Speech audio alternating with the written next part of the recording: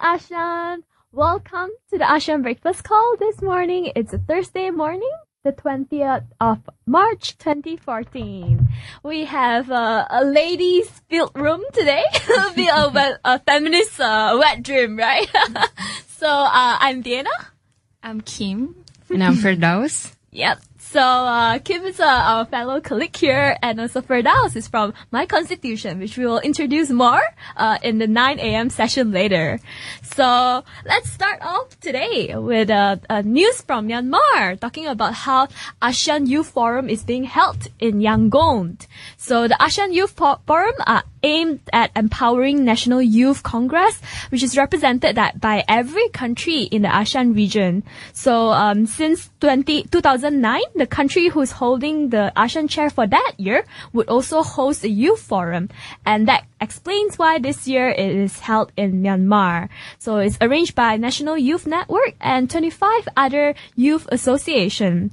So I believe some of the important highlights from the event is that it's the speech about how the future belongs to the youths and how ASEAN youth together can create a better future for all.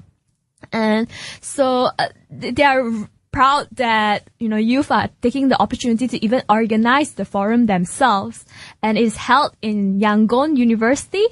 Well, we'll start with what I think. I was just discussing about ASEAN and Asian with my friend yesterday, and well, I think both of us are pretty optimist in the sense of we're talking about how he says that contrasting with the kind of values that's practiced in Europe and America, where he say it has tendency to be colonialistic or superior. In Asian, what he values is that, the values of humility, of acceptance, and long-term vision. And he thinks that this will be a mark of leadership for the 21st century, for that's especially stemming from ASEAN value, and he thinks that the 21st century will actually be the ASEAN century.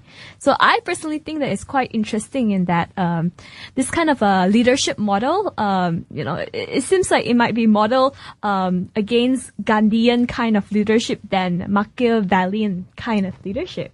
So, but for those who haven't read about this, basically it exemplifies the different vision or different values that I think Asian holds dear to them. What do you guys think about the future for ASEAN? Can you further elaborate about the Machiavellians with Gandhians? Okay, so in the more idealistic model of the Asian kind of leadership is not like this one-man leadership at the top, but rather if you look at how Gandhi practices leadership, it's more like a kind of maybe like more sacrifice, and then it's more about humility. It's more about, let's say, your own inner spirituality. Then Machiavellian is a kind of a self-centered. No, not necessarily, but they would use the argument that the means justifies the ends, and so what you do during the process, it will justify whatever you achieve. Whatever you achieve in the end will justify your means. Means that it's okay to, let's say, lie, but for a good cause. Something like that, That's the kind of diplomacy that is practiced. Yeah.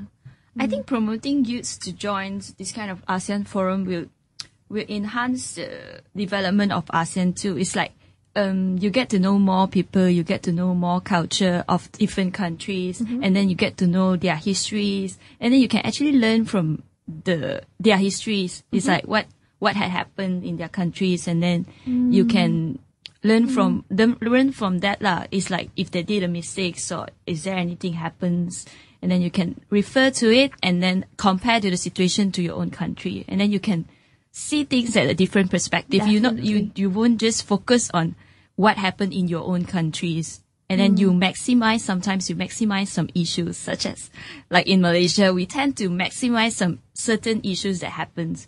and then we mix it like it's so huge. It's like the world, the end of the world. Right? Yeah, but actually other countries, they are facing difficulties too. They are even facing worse issues too. Yeah, but they didn't really make a fuss out of it. What we should do is we should think of solution, not just like not just promoting, like letting everybody knows about our problem, but we actually doesn't think of a solution for it. I definitely agree how conferences, especially international conferences, when you attend them, it gives you a different kind of perspective, and if you really like internalize it, you would think that like you are looking at things in a different way when you return to your country. Well, I think youth being youth, we tend to think within our small world, and we think that is all there is, whereas actually there's more to what more than meets the eyes. Well, this Asian Youth Forum actually reminded me of one international forum which I myself attended. It was organized by UNESCO. It's called International Youth Convention. I think it was held in South Korea. So I went there, and it's exactly what you said earlier. It actually opens up to a whole lot of views and perspective and angle of thoughts when it comes to discussions. So there's one scenario that I can give is that we were talking about, we actually visited this community center in South Korea, and then basically from what we've been explained in that particular community, it's in Dobong at the outskirts of Seoul, if I'm not mistaken. So in that community, there were certain activities in which the community themselves were organizing without any help from the government. So during the discussions, the participants from the West, particularly we've got one American participant. So she doesn't exactly understand the basis of why the community does what they do, in the sense that you've got a government in place. Why can't you just ask the government to do it, because it's their job in the first place? Whereas the South Koreans were trying to explain back, look, yes, we have the government, but at the end of the day, these are your communities. You yourself have to work. So I just sit there watching the two debates, but you can clearly see the difference in thinking. And I wouldn't say the Americans are wrong, or I wouldn't say the South Koreans are wrong. It's just like the different way of thinking. That one thinks, yes, we have a government in place, but you still have your own responsibility that you need to do. It still has to come from you. You still have your own responsibility towards towards your own society. Whereas the Americans, not that they think that the citizens have no responsibility at all, but they think the government should play a bigger role in the development of the society. So, that to me is one eye opener, and exactly, and I'm sure this is what the Asian Forum seeks to do with the youth there. Yeah. And this kind of reminds me of, it will be presented in more elaboration in our next session, but one of the things that strikes me when I was discussing with the other speaker yesterday was that it seems like for the indigenous, it's not really about individual human rights, but rather it's more of a communal human rights, something like that. Yes, and I think in today's world, that concept of community is slowly lost. Slowly lost as we all try to chase time and money in the rat race. Yeah. It's somehow lost. Not that we actually want it to be that way. But following this, though, of course, we have a hopeful youth, but in what they would call the adult world, from Yale Global Online, talking about the South China Sea disputes currently. So ASEAN is facing quite a tussle with China over South China Sea's territorial claims, because what happened is that currently they are discussing between the 10 member states in ASEAN and China in Singapore about how they would resolve territorial state claims. For example, currently in South China Sea, there's claim over a lot of different islands, actually, that this revolves around different countries, from the Philippines to Brunei to Malaysia to Vietnam even. So what they're trying to do right now is to band together and come out with a code of conduct. In 2002, they have a declaration of code of conduct, which is called the DOC, but it is not legally binding, which is why they want to come up with COC, the code of conduct that is legally binding, because it seems like currently the challenges that ASEAN countries is facing is there's at least two. One is that China has pursued a lot of unilateral decisions and actions to pursue its interests, and they are claiming actually almost the whole of South China Sea. And that extends to like a few hundred kilometers away from Malaysia's coast, even, where recently there was an incident which Malaysia denied, but there was reports about how the Chinese Navy were landed on this Malaysian island and was taking some oath ceremony, talking about how they are going to defend their country's sovereignty and borders and territorial claims. So the second problem that ASEAN country is facing is securing an agreement on a binding code of conduct. Although in the surface, it seems like ASEAN is united, but below the surface, it is hard because China is in certain national politics. Like, for example, what we see in the country of Cambodia. They are supporting one of the opposition leader called Sam Rainsy. So if the opposition leader wants, he might capitalize on his support from Chinese territorial claims, and instead of supporting the other ASEAN nation, Cambodian might be the only ASEAN country to support China, and this will really weaken the claims that we have. Yeah. Well, I think, the way I see it, obviously China is, not so slowly, but they are obviously becoming more and more of a superpower in the global map, and of course that's a concern to all other countries in ASEAN. So at the end of the day, the way I see it, sovereignty of one's nations should be respected. Yeah, but obviously this is more complex than just respecting one's sovereignty, because when it involves South China Sea, you've got all these little islands in which they claim territorial too.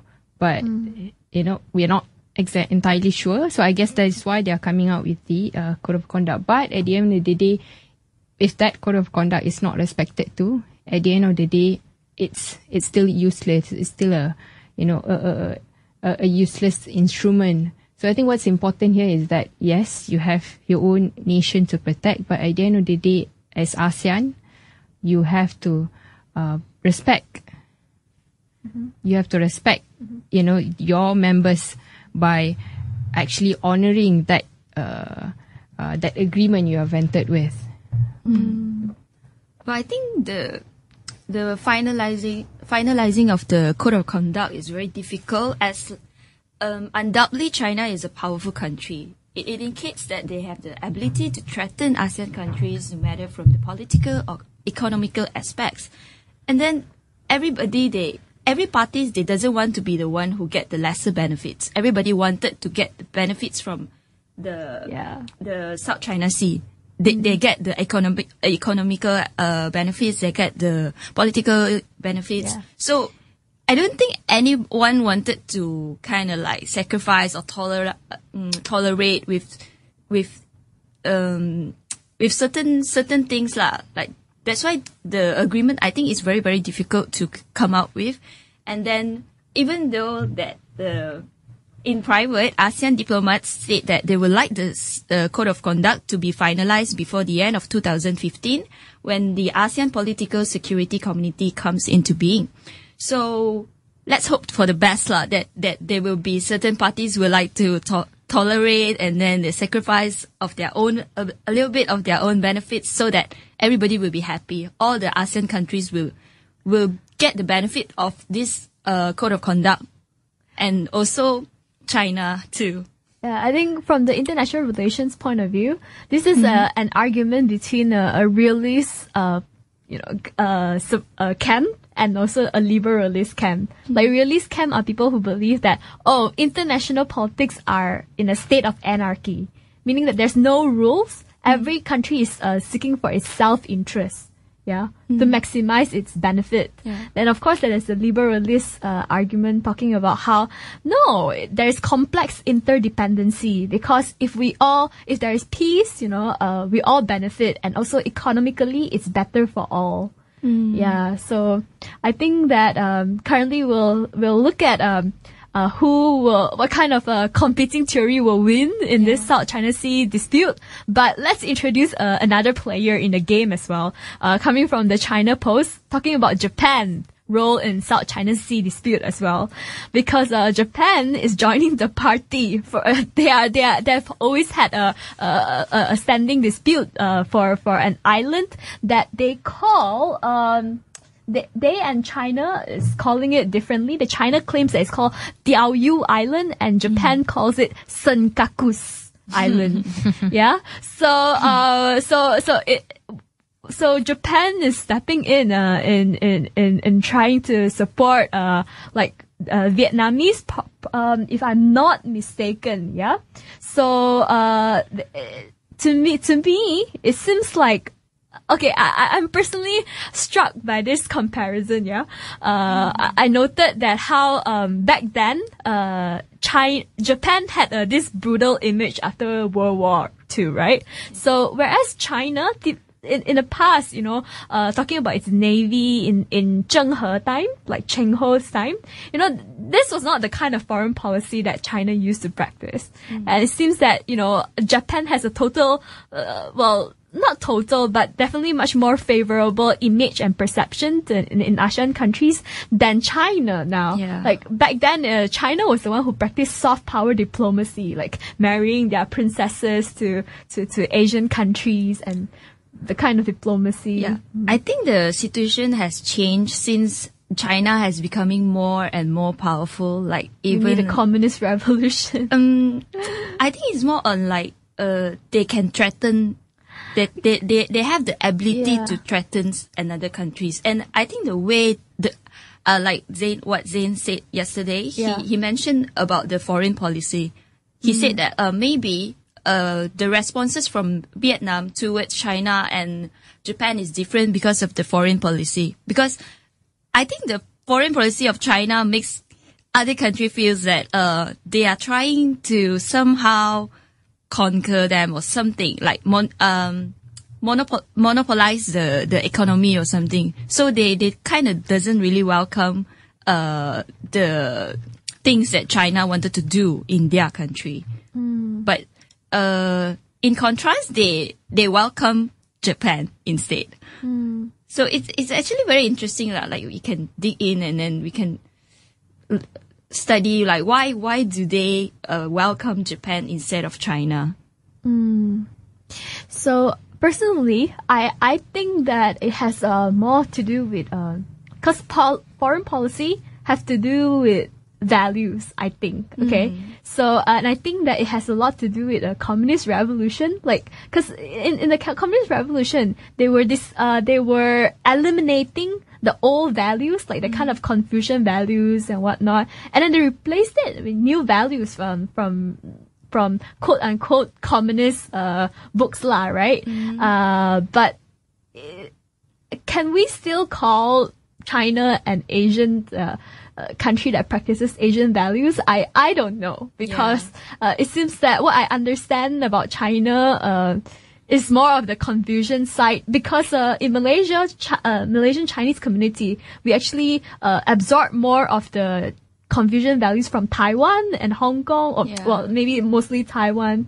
That's why that was the kind of Asian value that we hold on to. Yeah, because we continue all the practices that our ancestors, like, because they came from China before the communist thingy happens, and then we kind of continue all their practices. Yeah. It's true though, like when I went to China 2 years back and I talked to the people there, and then I feel like there's a lot of changes, and apparently most of the people I met, they doesn't have religion anymore.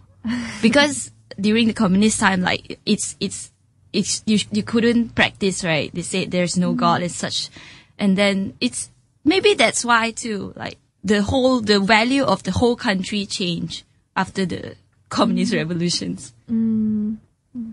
So we'll have our next news piece coming from the Heating Up campaigns in Jakarta, talking about how the rally for the presidential election is intensifying, and one of the party that Jakarta Globe claims that the PKS chief, which is called one of Prosperous Justice Party, talking about how the election supervisory body says that this party should not use children in its campaign rally. So just some context about campaigns in Indonesia.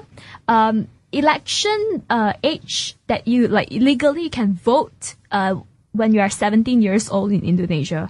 But however, there's this law that prohibits people, whether you want to call it children or whatever, under 18 years old to participate in any political kind of activities. So now the election supervisory body is potentially taking actions against PKS because they are using children in its campaign. So I think the reason for this, Kim had some thoughts about this, why this is important. Yeah, I think that children is not mature enough, and then their lack of the sufficient knowledge and also experiences, it made them an easily influenced group. Like they could be very, very easily influenced by anything that they hear, anything that they see. And then the information that they gain during their young age, it will give a huge impact when they grow up. It's like when they are young, and then they get information like, okay, this political party is good, or as like what they do and such, it will influence them. And then I actually think that this kind of using children in campaign rally is something that we should strictly prohibit it. It's like, because it influence, like, even if they have grown up, they still support this party because they have this huge impact during when they were young. So it's really bad lah, I think. It's good that there's people who did investigation, and then they actually going to do something about it. This underage children, it's below 18. Is that definition in there? Right. So, on one hand, you have voting age being 17 years old, but on the other hand, you have this Children's something Act, where it says that, under 18, you're not supposed to participate in any political affairs, kind of activities. I see. Well, I wonder if... Well, if you remember, there's actually, there was one example closer to home in which it involves if you remember, the UKM4 cases, right? In which the 4 students from UKM were arrested over a supposed involvement in a political campaign. And from what I heard, when they were arrested, they were political or rather campaign pamphlet that was found in the vehicle. So whether or not that belongs to them, or whether or not they were actually distributing them, that's a separate issue. But the way I see it, I do, because here, if you see in the news piece, it says that this Muhammad from PKS had said that the reason why he wanted to bring in children was to expose them to a political education. But of course, if it's for the purpose of exploiting the children for the political benefit of his own campaign, then that wouldn't be right. But I don't see anything wrong in exposing them to a political education, in the sense that, in a political campaign, this is how it works, you've got nomination day, and then you've got political campaign going on for how many days, this is how much expenditure that is allowed, but not to the extent of actually putting them in a position where they themselves are helping out in the campaign. No, that I don't agree. But, to me, it doesn't make sense that you cut them off totally from any sort of political campaign, any sort of exposure, and I expect them to know how to properly choose their leaders when it's the right time. Right. So, the 2002 Children Protection Law actually prohibits the mobilization of anyone under 18 for military or political interests. So, any violation is punishable by a jail sentence of up to 5 years or 100 million rupiah, which is about $880. I see. I guess the keyword there is mobilization. But what if they participate in the campaign? So is that because if mobilization, I mean, it's the political leader or rather the adult who mobilized them to move. You've got these allegations where students are paid to attend rally, to attend protest, for example. Now, that's mobilizing. But if they themselves want to come and see how ceramah works, I don't think they should be stopped. I mean, that's my personal view. So perhaps there's a fine line there. I guess.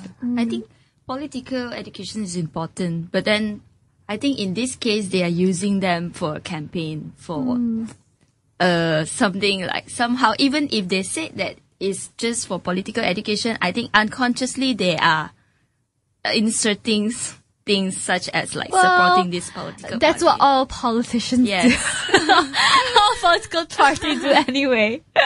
So I think the key here is to be able to develop critical thinking for every citizen. Yes, because the way in I this see age and time, even earlier the better. If you want to totally cut them off, it's just impossible. I mean, you've got the radios, you've got the TV, and at home you've got the parents discussing about it. It's just impossible to me, at the end of the day, because of that, the best way is to open up to a whole host of, market of information so that they be able to choose wisely at the end of the day. Yeah.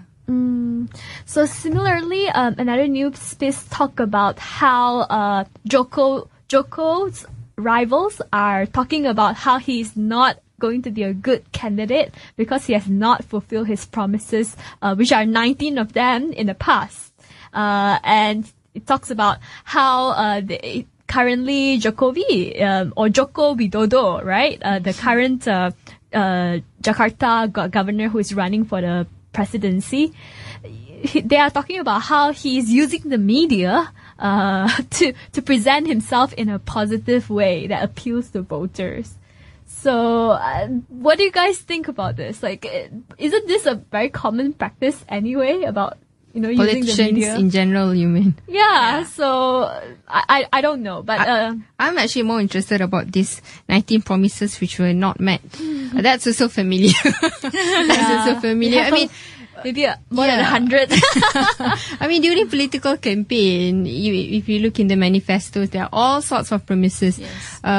And well, they, of course, these manifestos are at the end of the day just manifestos lah. But whether or not the politicians actually push towards achieving whatever they said they wanted to achieve, that's something that we doubt we actually see in respect of each and every item they actually put in the manifestos, and people actually vote based on that manifestos. Yes. Because people voted because they believe you would do that. Yes, and therefore they place their trust on you to actually achieve that manifesto for the people's benefit at the end of the day. So it's really sad when at the end of the day, the politicians don't honor their own manifestos, and the people are left wondering, what happened? You said you're going to do this, but you didn't. Yeah, and the sad thing about our democracy nowadays is that we can only change that once in 5 years. Yes. And even then, it's not guaranteed that our vote has actually a value that, really But having said that, right, I mean, to be realistic, I'm giving in a realistic argument here. Having said that, things like, for example, say, if the manifesto says they want to do an electoral reform, you know, if you look at it in a bigger picture, it's not entirely in that politician's hand. But if that politician can demonstrate, you know, his or her effort towards achieving the electoral reform, to me, that should be sufficient. Yeah? Rather than not doing anything at all about it. Yeah, my point is that credit. I'm giving credit where credit is due, lah. Yeah, you're more contented than I am. I want like result. Okay, so also, Kim, do you have something to add? Actually, the 19 promises that they said, the Joko Widodo, that he didn't do it, is from the opposition party. And then I think that it is very common that opposition parties, they try to gain votes by bashing the government or something like that. So it happens frequently in Malaysia too. It's like, how you want to gain vote is by saying that what they are not doing enough, and that we can provide enough. I think that this is not a very, very good phenomena. It's like, you should tell them what you can do for them, not telling people what the governors cannot do for you, and that's all. Do you think this is why children needs exposure to political education? Yeah, but it's not from the party itself to provide the chances for them to know about the political things. It should be from themselves. Like they wanted to know about it, and then they gain the information about politics by themselves. I think when the politics they come in, it's a different things already. They will subconsciously. They will get influenced by this kind of political parties because they are under them, you know. I saw this very good documentary coming from China then. It's, I can't remember the title, but it's basically, kind of a reality documentary of how, let's say there was three children who was trying to run for class monitor position, and they have to campaign and get votes in order to achieve that. So it's an experiment in communist China then about how, you know, democracy will work out, right? So what happened, in that within the three children, and you're talking about like, I don't know, maybe like 7, 8 years old, was really real. It's really like what's happening in politics today. Like, you know, in the beginning it was very idealistic, and then it becomes like very, they become very cunning as well, you know, to win votes and whatnot. And so maybe that's a good way to expose them to critical thinking, like, because I was surprised because I didn't know that 7 or 8 years old are capable of doing that. But they showed that they are able to do what the current politicians do as well. Yeah, so that is maybe one way how we can do civic education. Yeah. Real life simulation. So we wouldn't get fooled so easily when you get to vote, you know? Like, because mainly they depends on their senses, what they see and what they hear, and they doesn't really dig into it, like, to figure out, is this politician is really have a good background, and then is that he is really a person that going to do something for us, for a better development. And I should add that it should be always not using the basis of anger and hatred, but rather true love, you know, that you want a service to the people. Yes. And let's not campaign based on, you know, inciting other people. Anger anymore.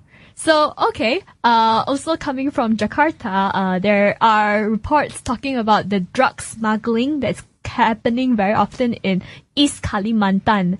And this highlights the very porous state of borders, especially in Borneo, within Kalimantan of Indonesia and even Malaysia. And so what's happening is that a lot of small fishing ports there are difficult to monitor, and just, you know, on Friday, a lot of there were some that was caught carrying 1 billion rupiah worth of, which is about $89,000 lah, right? Of meth. I don't know what's meth, but it seems like it's a serious offense. It's a drug, and the methamphetamine, if I'm not mistaken. Okay.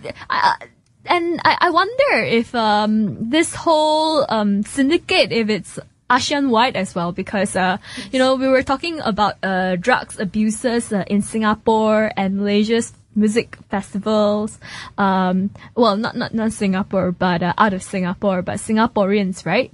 So which is in a related report talking about how drugs were manufactured abroad, from those Malaysian officials who investigated, what happened in the music festival. And then it was brought to the concert by foreign revelers. And of course, yesterday we discussed about why there seems to be a lot of Singaporeans who is affected by this, especially. Yeah. And today, Mr. Freddie Wee, who is the Deputy Director of Drug Rehabilitation, talk about how Singaporeans are lured by cheaper prices and the availability of drugs in out of their own country, and that's why they are consuming it there. Yeah, like you mentioned yesterday, you said that it seems like the stricter law that was enforced in Singapore, it kind of trigger the rebellious sides of Singaporeans because of, this is what Mr. Freddie Wee mentioned too. He said that the tight control on drug use, it might lead to the Singaporeans attempting to consume drugs overseas. I think this one we should look at the education parts more on like the law that enforce, because when you enforce the law, like it kind of, youngster, they are really rebellious. When you say you don't do it, then they feels like I want to do it. It should be educations lah, not just, I think law and education should be done at the same time.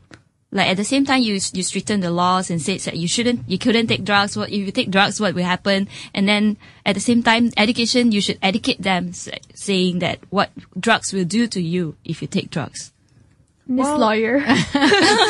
Okay, bringing it closer to home, right. Malaysia. I think when it comes to drug, I basically, agree with you in the sense that education in this is important. Because when we talk about punishment, obviously drugs in Southeast Asian countries, at least is a very very very problematic issue in the sense that countries were actually imposing strict punishment to try to curb the problem. Yeah. For example, Malaysia, if you are caught and convicted for drug trafficking, the punishment would be mandatory death penalty. Yes, so you can see how serious the government is in trying to tackle the problem. But the thing is, it doesn't reduce the problem. It is still going on and very much so. And why? And I think because it's the education that we fail to address. And to me, at the end of the day, this idea of retribution, through or rather deterrent through death penalty no longer works. Through my years as my years as practicing lawyer, I've actually volunteered to do a remand hearing for people who've been arrested lah. And then of course the most cases of those who were arrested were actually on drugs. And then the way I see it, these people who were arrested for drugs, like, to me, they should not be seen as offenders because some of them were arrested repeatedly for drugs. To me, they should be seen as patients. Because these people who were so high on drugs, if they were left in jail for so many days without a supply of drug, they can actually die. They can actually die. It can actually affect their health. So you see, the situation is. But imagine if the system sees them as a patient, chronic patient, rather than an offender. Yeah. That can turn things around. That's one. And of course, through education, for them to be able to know early on, in their teens, that drug is wrong, and you don't take, when you first take, and then that's when it's difficult to let go. That's a problem. Yeah. So I think it's at that stage that we should tackle it. Yeah. All right. right. Now we will end with actually a brief update on MH370 from the press conference yesterday. So briefly, what happened in the highlights of yesterday's press conference is that the data logs were deleted from the pilot's flight simulator on February 3rd. These are new news that the officials are investigating. Forensic work is being done to retrieve the data. But I think the principle is always that everyone remains innocent until they are proven guilty. Right? And now the countries that are involved in assisting the operation is up to a tally count of 26 countries. And Malaysia has confirmed receiving radar data from other countries. And in Maldives, the sightings were not true. And there is no additional waypoint on MH370 flight plan. And currently, of course, all passengers, crew, and including ground staff are being investigated. And high-level team will go to Beijing to brief the family on a search and rescue. And the team will include representatives from the Prime Minister Office, Foreign Affairs Ministry, DCA, and Malaysia Airlines. I actually read quite a bit yesterday about, how the families were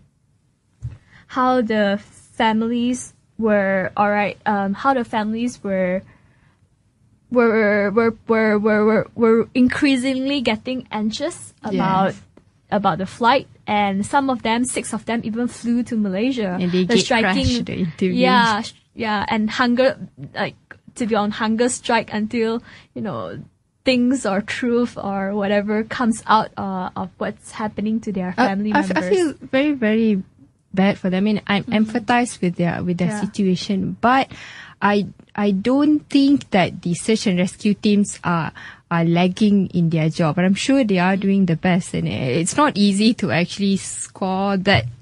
How many thousands of nautical miles to actually search for the for the plane. And also just to add on, I've actually just saw this reminder from the Multimedia and Communication Commissions yesterday, which is actually a reminder about because of this, missing airlines, people are spreading and forwarding and re-forwarding speculations and false news. Yes. And the fact that it hurts the friends and families, that is another issue, but also that circulation can actually bring rise to an offence under the Act, under the Multimedia and Communications Act, for spreading false news. And of course, that spreading of false news can also tamper with the ongoing investigations. Just a reminder to everyone.